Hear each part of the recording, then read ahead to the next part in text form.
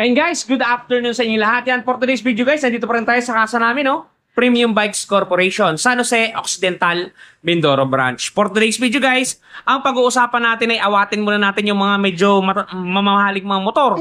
Dito muna tayo sa budget meal. Ito, si Suzuki Smash 115 2025 model yan guys. Oh. Gray, matte gray ang kulay niya.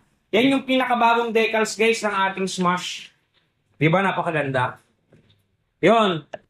Doon sa mga interesado sa The Legendary Smash natin, yan ang ating tatalakayin natin ngayon kasi magre-release tayo niyan by installment basis. Dito sa video natin, syempre ipapakita ko sa inyo actual inclusion, kung paano siya ina-activate, kung magkano ang presyo at syempre yung sound check niya.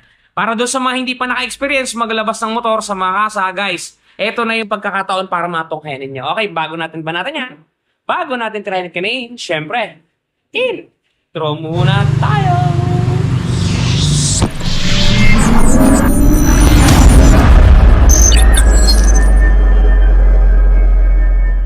Okay guys, unahin muna natin yung actual inclusion niya para makita ninyo na malapitan yung ating Smash 2025 model. Ito guys, yan yung mapapansin ninyo.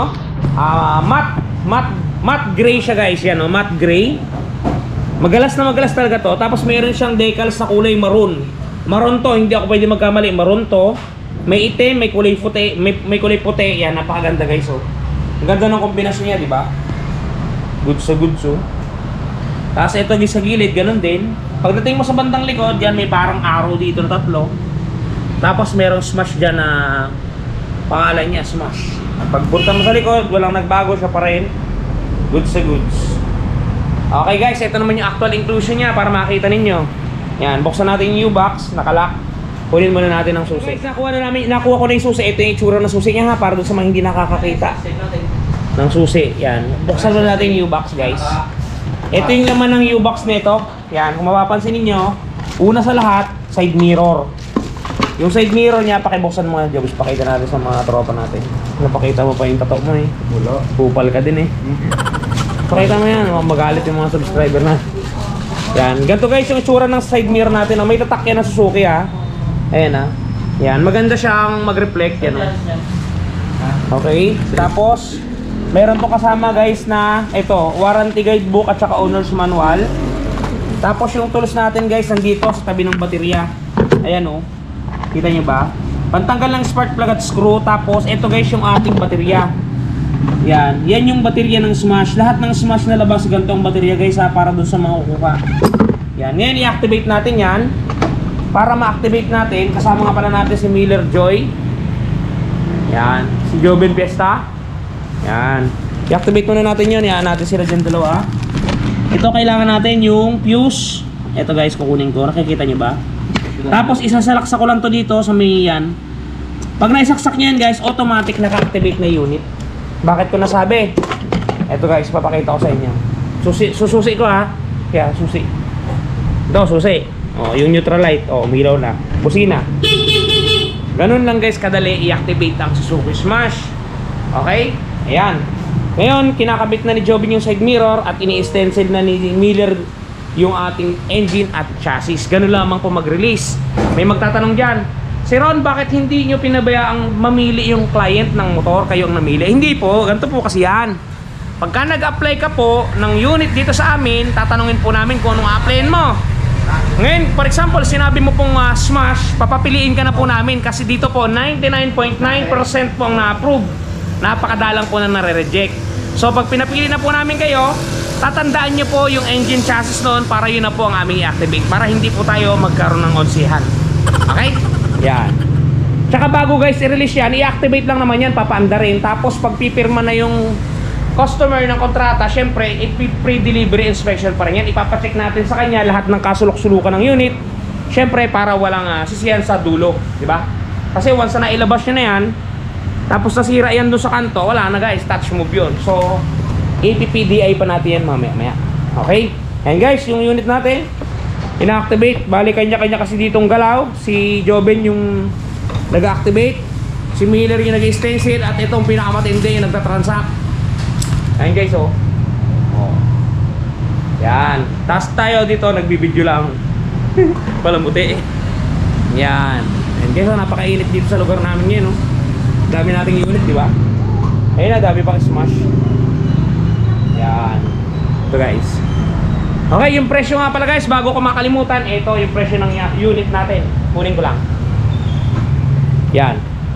Suzuki Smash 115. Naka-rim yan. Naka-rim ito guys, ito yung presyo ng ating Suzuki Smash. Yan, naka-rim to guys na naka-drum brake. Ito. Ang SRP natin guys, kay Premium Bikes ha, kay Premium Bikes, baka maligo kayo. Premium Bikes po, 62,400. Ang down payment natin guys, parang ipinamimigay na 2,170. Sa halagang 2,170, meron ka ng Smash na maaari mong gamitin pang service, pang business. Bahala ka kung saan mo gamitin. Pagka nag-down ka ng 2,170, ang monthly mo po sa 2 taon, 3,901. Sa 3 taon po, 2,989. Yan guys, napaka-budget meal. Kaya kung ako sa inyo, ano pang hinihintay nyo, avail na kayo. Okay guys, ngayon naman, i-activate natin ang unit. Paandarin na natin para mapakinggan ninyo yung kanyang tunugan. Alright. And guys, salina natin ng gasolina. Stress na nag-stencil, hindi marunong. Yan. Salinan mo kaibigan. Isalin mong lahat ang 70 pesos. Huwag kang magtitira, huwag kang manghihinayang. Yan. And guys, yun ay stress na nag-stencil. Mataba kasi siya, naiipit yung tiyan niya. And guys, naisalin na ni Joben ang gasolina. Need pa ba natin itong i-drain? Hindi na. Hindi na raw, sabi niya. Hindi, wag. So guys, alisin na natin ito munang price tag. Ikabit muna natin dito, kunin lang natin mamaya. Tapos, start mo Jobs! So